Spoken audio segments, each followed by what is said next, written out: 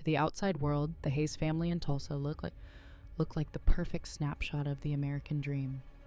My father was the local restaurant king, a self-made legend who had turned a single diner into a sprawling empire.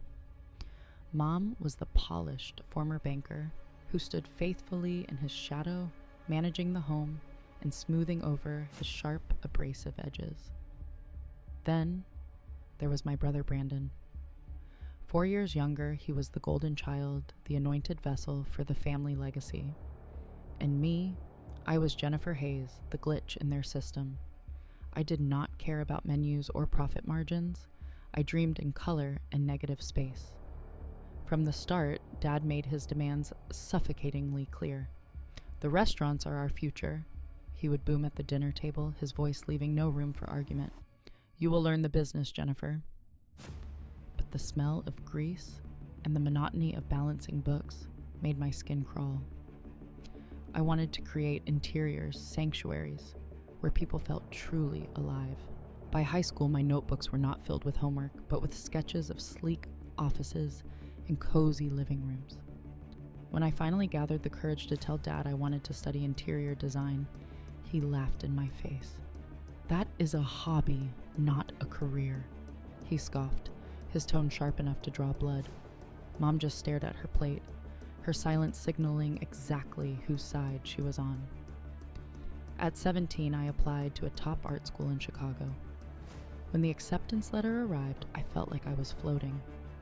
But Dad's reaction brought me crashing down. He crossed his arms, his face stone cold. If you're not joining the restaurants, you're on your own, he declared. No tuition, no support.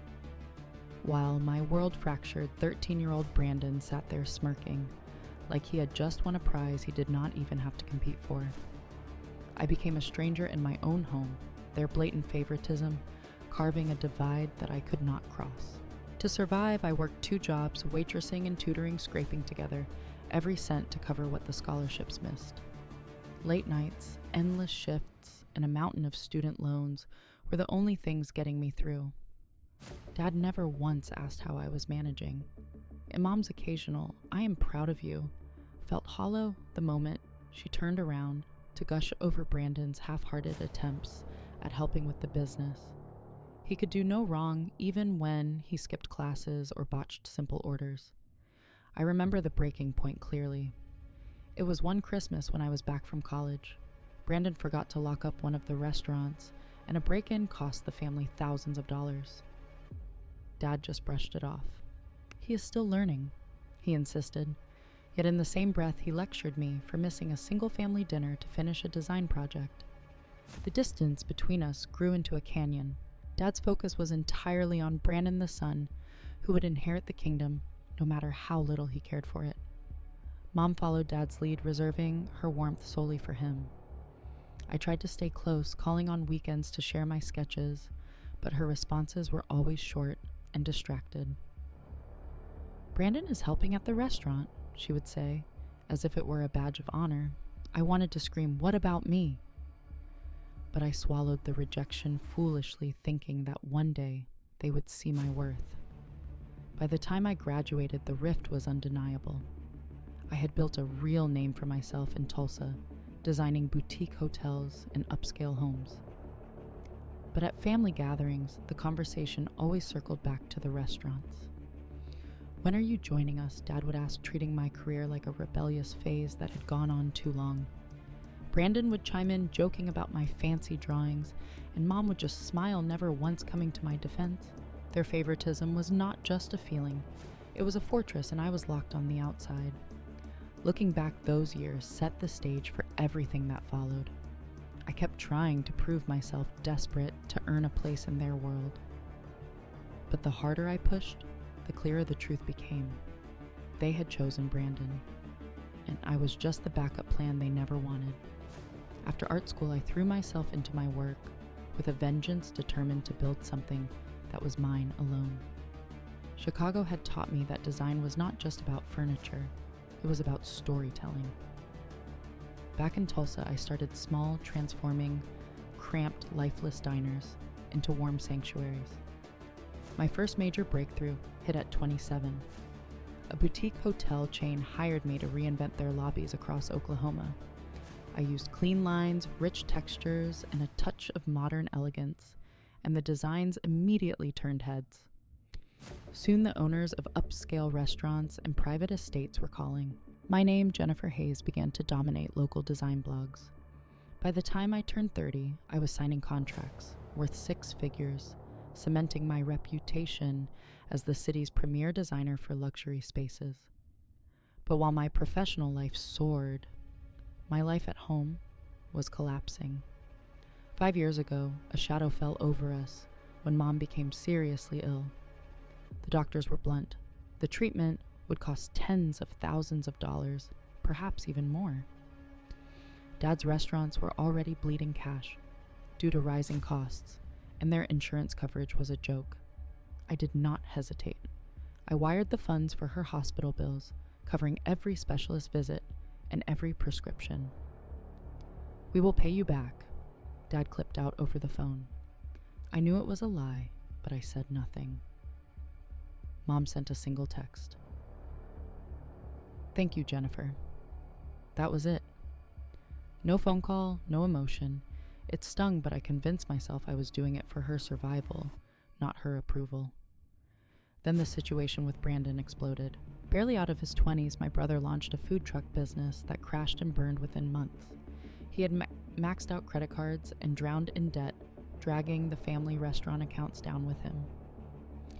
Dad called me one evening, his tone devoid of warmth, strictly business. "Brandon needs help," he demanded, as if cleaning up his mess was my birthright.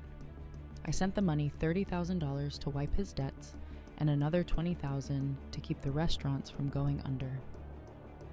Brandon never thanked me, not once. Instead, at a family barbecue, I watched him hold court, bragging about how he had turned things around through sheer grit. Dad clapped him on the back, beaming with pride, while I stood there completely invisible. I kept signing checks. When a walk-in fridge died, costing a fortune, I paid for it. When Mom needed a specialist in Dallas, I funded the travel and the fees. Every time I held on to a sliver of hope that they would finally see me as more than a bank account. But at dinner, the air was always filled with talk of the restaurants and Brandon's potential. My empire did not exist to them. I once showed Mom a glossy magazine feature on my hotel designs, desperate for a crumb of validation. She barely glanced at it. "That is nice," she said, "but Brandon is working so hard at the restaurant." I forced a smile, but my chest tightened with a familiar ache. The dynamic became suffocating. Dad never called to ask about my life. He only called when the ledger was read. "The restaurant is short this month," he would say, and I would transfer the funds. I felt less like a daughter and more like an ATM. Brandon's entitlement was staggering. "You are doing well, so why not help out?" he asked once, casually dismissing the years of grinding I had endured. Looking back, I realized how incredibly naive I was. I thought I could buy their respect. Every check I wrote, every crisis I averted, was a desperate attempt to bridge the chasm they had created. But they took it all, hundreds of thousands of dollars, and gave absolutely nothing in return. Not even a nod. The resentment began to pile up, quiet but heavy, until I finally had to ask myself if I would ever be enough. 5 years into my career, I decided to play my biggest card. My interior design business was not just surviving, it was thriving, and I had been meticulously planning a new venture. I wanted to launch a sustainable design firm, one strictly focused on eco-friendly materials for hotels and restaurants. This was not some whimsical passion project. It was a solid business plan armored with market research that proved there was a hunger for green design in the growing hospitality scene of Tulsa. I needed capital to scale up properly. For the first time, I allowed myself to hope that my family might finally respect my vision as more than just a cute hobby.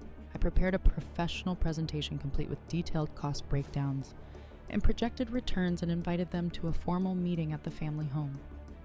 The atmosphere in the dining room was suffocating. I stood at the end of the table, my laptop open and slides ready. Dad sat at the head like a judge, his arms crossed over his chest, his expression unreadable. Mom hovered in the periphery, nervously setting out coffee cups and refusing to meet my eyes. Brandon slouched deep in his chair, doom scrolling on his phone, making it clear he had better places to be. Only his wife, Tara Hayes, offered me a small, encouraging smile from the sidelines. I took a steadying breath and launched into the pitch. I explained how sustainable materials could slash long-term costs and attract a new wave of eco-conscious clients. This could put Tulsa on the map, I said, keeping my voice steady despite the adrenaline. I am asking for a $200,000 investment. I will pay it back with interest. Dad did not even let me finish the sentence. A pipe dream, he interrupted, leaning forward with a sneer. You think hotels care about recycled wood? They want cheap, not fancy experiments. His words landed like a physical blow, but I refused to fold. I pushed forward, pulling up data on client demand. Brandon snorted, not even bothering to look up from his screen. Sounds like a waste of money, he muttered. Why don't you stick to decorating houses? I clenched my fists beneath the table, my face burning with humiliation. I had spent months building this plan, and they were dismissing it without a second thought. Mom remained silent, busying herself with rearranging napkins, her classic maneuver to dodge conflict. I turned to her, desperate for even a shred of support. Mom, you have seen my work. You know I can do this. She hesitated, her eyes darting around the room before she mumbled. It sounds risky, Jennifer. The restaurants are what we know. Her betrayal stung worse than Dad's aggression. I had paid for her treatments. I had kept their business afloat, and yet I was still the outsider. Suddenly, Tara spoke up, her voice soft but clear. I think it is innovative, she said, glancing nervously at her husband. Sustainability is a big deal now. For a split second, I felt a spark of hope. But Brandon shot her a withering glare, and she shrank back into her seat, silenced. Dad waved a dismissive hand, killing the discussion instantly. We are not throwing money at this, he declared. Brandon is working on a new restaurant location. That is our priority. Brandon smirked, looking like he had just won a competition I did not even know I was entering. I tried one last time, desperation creeping into my voice. This is not a handout, I insisted. It is an investment with returns. I have built my career from nothing. You know I am good for it. Dad shook his head, his face hard. You chose your path, Jennifer. The family business comes first, Brandon added, twisting the knife. Maybe if you helped out at the restaurants, we would take you seriously. I wanted to scream. I had given them hundreds of thousands of dollars. I had bailed them out repeatedly. Yet they still saw me as a child with a sketchbook. The room felt like it was closing in the air, thick with their dismissal. I packed up my laptop, my hands trembling with suppressed rage. Tara caught my eye as I walked out, mouthing, I am sorry, but it did not help. Driving home, I replayed their words on a loop, each one a reminder that I would never be enough. Dad's focus was on Brandon always. Mom's loyalty was shackled to Dad's vision. Even Tara, who saw the potential, was too afraid to stand up to them. That night, I sat alone in my apartment, staring blankly at my business plan. I had poured everything into it, just like I had poured everything into my family. But their rejection was not about the money. It was about me. They did not believe in me, and that hurt more than I could admit. I did not know it then, but that meeting was the beginning of the end. The turning point came one evening after a family dinner when I overheard a conversation that was never meant for my ears. The table had been cleared, and I stepped into the kitchen to retrieve my jacket, intent on making a quick exit. But Tara was lingering by the sink, her hands nervously twisting a dish towel into tight knots. She scanned the room, ensuring we were alone, then pulled me into the corner, her voice dropping to a frantic whisper. Jennifer, there is something you need to know. She said, her eyes darting fearfully toward the dining room, where Dad and Brandon were still talking. Brandon has been taking money from the restaurants, thousands of dollars. That is why the business is struggling. The floor felt like it dropped out from under me. I knew the restaurants were in the red, but I had assumed it was just poor management. He has been skimming for years, Tara continued, her voice trembling. I found the receipts. I found hidden accounts. He is lying to your parents. I stood there frozen, my mind struggling to process the magnitude of the betrayal.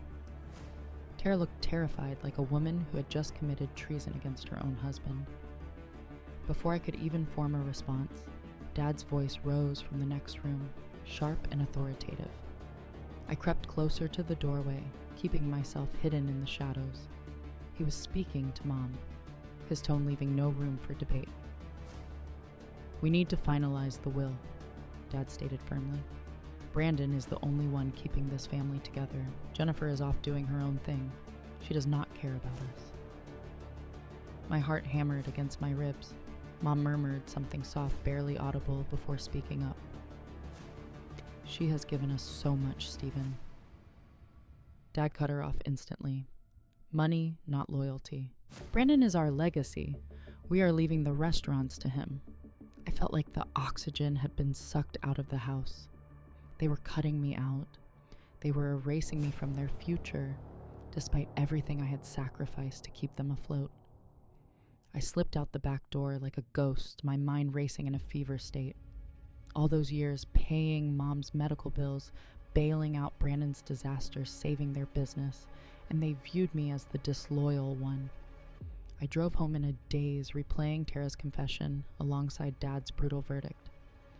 Brandon's theft explained everything: the constant cash shortages, the late vendor payments I had covered out of my own pocket.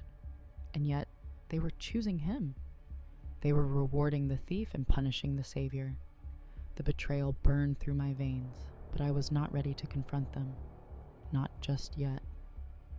The next morning, the vibration of my phone against the nightstand woke me up. I squinted at the bright screen, and the message brought me fully alert. It was from Mom. Don't call or come over. We are done.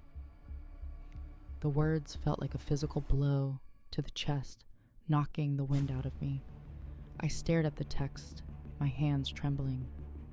This was not just about the inheritance or the will. This was personal. Mom, the parent I had always fought so hard to be close to, was slamming the door in my face. I typed back 2 simple words. Got it. I hit send before I could second guess myself. My thumb hovered over the call button, desperate to ask why, but I stopped. No. No more chasing. No more begging for scraps of affection. If they wanted a life without me, I would give them exactly that. I opened my banking app. It was time to sever the artery. I went down the list with cold precision. Mom's recurring medical payments canceled. Brandon's debt relief transfers stopped. The utility bills for the restaurants terminated. I had poured over $300,000 into their bottomless pit, sacrificing hundreds of hours of my own life to fund theirs, and this was my reward. Cutting those ties felt terrifying, like jumping off a cliff. But the moment I landed, I felt a strange, jagged relief. But beneath the relief, rage began to simmer. Tara's confession played on a loop in my mind. Brandon had been stealing for years. How long had they known? Were Mom and Dad protecting the thief while bleeding the savior dry? Or were they just willfully blind? It did not matter anymore. They had made their choice to favor him, and the betrayal was absolute. I considered calling Tara, but I held back. She had taken a massive risk by telling me the truth, and I did not want to put her in the crossfire. That night, I lay awake in the dark, Mom's text burning in my mind. We are done. It was a declaration of war. They had drawn the battle lines, but they had forgotten one thing. I was not the same girl who used to cry for their approval. I had built a life without them, and now I was going to protect it. By midnight, the silence turned into chaos. My phone lit up like a Christmas tree in hell. Missed calls, voicemails, texts. Mom's number flashed first, then Brandon's, then Dad's. The money had stopped flowing and the panic had set in.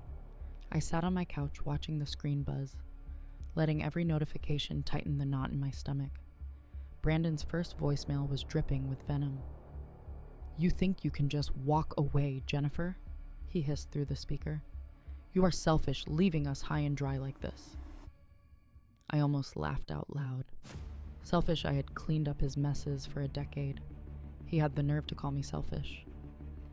His next message shifted from anger to threats. "You will regret this," he growled, his voice low. "We will take legal action if we have to."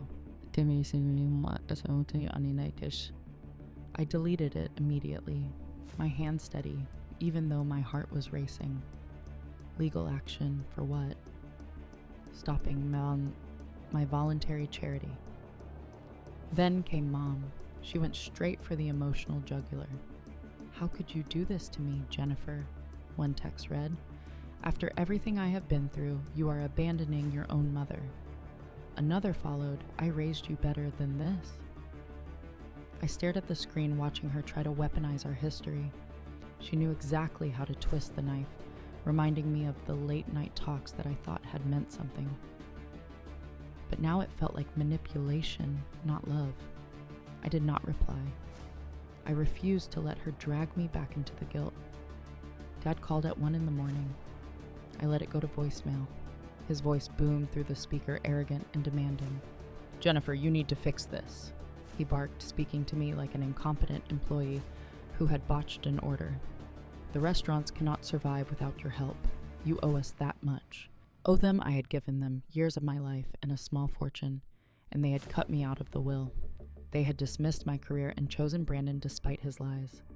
I saved the voicemail, not out of guilt, but as a permanent record of his audacity. The siege continued into the morning. Brandon sent another text blaming me for tearing the family apart. Tara called, once then went silent, likely terrified of the fallout. Mom's tone shifted again, her next voicemail sounding soft and broken. "Jennifer, please," she cried. "We are family. You cannot just turn your back on us." Part of me wanted to believe her, but the text, "We are done," was still seared into my memory. Family does not discard you like trash. When Dad called again that afternoon, I picked up. I needed to hear it. I needed to see if he had any remorse. He did not. "You are putting your mother's health at risk." He attacked immediately. "Her treatments are not cheap and the restaurants are bleeding. You need to step up." Not a single word about the will. Not a word about Brandon's theft. Just demands. I gripped the phone, my voice ice cold. "I have stepped up for years, Dad. I am done." He paused, stunned by my defiance. "You will change your mind when you see what this does to us," he warned. I hung up my resolve, hardening into steel. The barrage did not stop. Brandon threatened to expose me, whatever that meant. Mom sent texts invoking memories of helping me with my first sketches, claiming she had always been there for me. But she hadn't. Not when it mattered. I stayed silent through it all. Each desperate message was just proof that they did not want me. They wanted my money. I checked my bank account one last time, confirming the cancellations. No more medical bills, no more bailouts, no more saving the sinking ship. I had spent my entire adult life trying to buy their respect, but respect was never on the table. It was about control, and I was done giving it to them. By the end of the week, their panic had morphed into hysteria. But I did not waver. I had made my choice not out of spite, but out of survival. I was not their ATM anymore. I was Jennifer Hayes, and I was finally done being their backup plan. 1 week later, I agreed to meet them at a cafe in Tulsa. I did not go there to reconcile. I went there to bury the past. The atmosphere was suffocating as I walked in. I spotted Dad, Mom, and Brandon huddled at a corner table. Tara was noticeably absent. She had texted me earlier, apologizing, saying she could not stomach the fallout. I sat down, keeping my back straight and my expression unyielding. The Jennifer, who used to beg for their approval, was dead. I looked them in the eye and led with the nuclear option. I sold my sustainable design project, I stated, my voice steady and cold. A national firm bought it for $1 million. The silence that followed was deafening. Their eyes went wide, shock rippling through the table. I did not give them a second to recover. I built that from scratch, without your help, despite your doubts. Dad's jaw clenched tight enough to snap. Mom stared at the table, refusing to look up, while Brandon shifted uncomfortably in his seat. I leaned in, lowering my voice for impact. I gave you everything: money, time, trust, and you threw it all away. You chose Brandon over me even after he stole from you. I kept Tara's name out of it, protecting her from their wrath. Brandon's face flushed a deep, angry red. You are lying, he snapped, his voice rising. You are just jealous, trying to tear us down. I did not even blink. The receipts do not lie, Brandon. I know exactly what you did. Mom's hand flew to her mouth to stifle a gasp, but she remained silent. Dad, however, went on the offensive. You do not get to judge us, he hissed. You walked away from the family business. I let out a bitter, sharp laugh. I walked away. You pushed me out, Dad. You cut me out of your will. You called me disloyal. Mom tried her classic maneuver, her voice trembling and soft. Jennifer, please. We are your family. You cannot turn your back on us now. I locked eyes with her, refusing to let her see any weakness. You turned your back. First, Mom. That text, we are done, that was your choice. She flinched as if I had slapped her, tears welling in her eyes, but I was immune to the display. I am done being your safety net, I declared. I deserve respect, not manipulation. If you cannot give me that, then we are finished. Brandon scoffed, crossing his arms. You think you are better than us. You will come crawling back. I shook my head slowly. No, Brandon, I won't. I stood up the chair, scraping loud against the floor. This is it, I said, looking at each of them one last time. No more money, no more calls, no more chances. Dad's face hardened into a mask of stone. You will regret this, Jennifer, he warned, echoing the same empty threat Brandon had made days ago. I did not respond. I turned around and walked out. The cafe door swung shut behind me, severing the connection. My heart felt heavy, but for the first time in my life, I was truly free. I did not look back. A year later, the silence was finally broken by whispers drifting in through mutual friends. The Hayes restaurant empire did not just fail, it imploded. Without my capital to plug the leaking holes, the business collapsed under its own weight. Brandon was not just broke, he was facing a legal nightmare.